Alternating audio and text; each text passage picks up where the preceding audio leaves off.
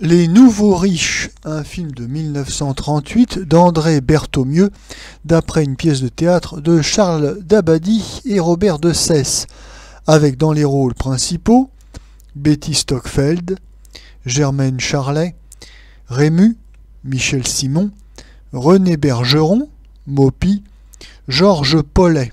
Le sujet: deux ouvriers, donc Michel Simon et Rému, font fortune dans l'industrie après avoir gagné à la loterie nationale. Rému est un brave homme, Michel Simon un vilain coco. Le premier, après avoir risqué d'être la victime de canailles, fait triompher la justice et ruine le second, qui n'est d'ailleurs pas à plaindre. Je ne sais pas le nombre de films où il est question de gains mirifiques à la loterie nationale, mais enfin en tout cas c'est un grand classique qui a toujours beaucoup de succès auprès du public, chacun étant fasciné par les aventures de millionnaires du loto. Mais dans Les Nouveaux Riches, le gain miraculeux du jeu n'est que le point de départ, n'est que le prétexte pour décrire les affrontements, les rivalités entre deux parvenus, Rému et Michel Simon, qui vont donc être lancés dans des complots, des conspirations pour se détruire l'un l'autre avant de se réconcilier. Bien sûr, l'intérêt du film tient aux deux grandes vedettes qui interprètent les rôles principaux, Rému et Michel Simon. Oui, c'est toujours une très bonne recette d'avoir deux monstres sacrés qui se renvoient la balle comme ça pendant 1h30. C'est ce qu'avait fait le réalisateur André Berthaumieux dans son petit chef-d'œuvre, Le Mort en fuite en 1936. Oui, un très bon film, il n'a jamais fait mieux. Un très bon film où il y avait un tête-à-tête entre Michel Simon et Jules Berry.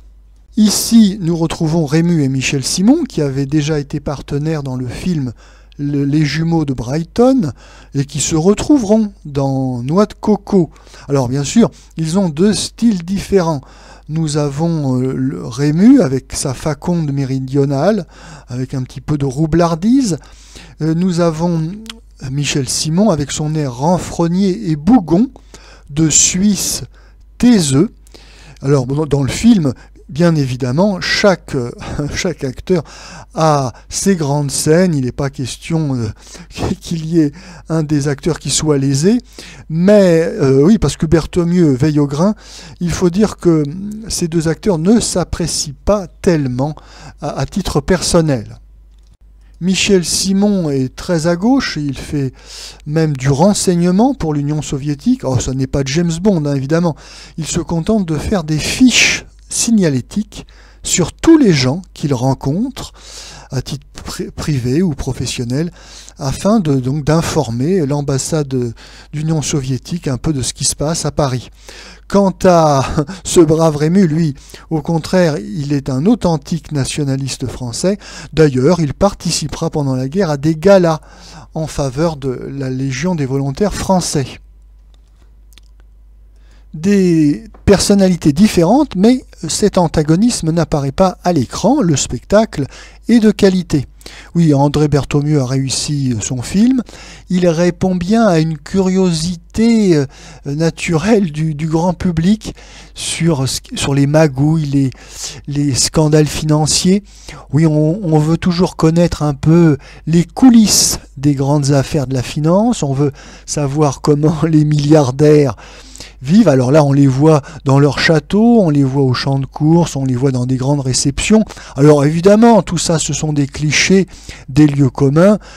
Ça ne nous apprend pas grand-chose en réalité. Mais, magie du cinéma, nous avons l'illusion d'être des initiés.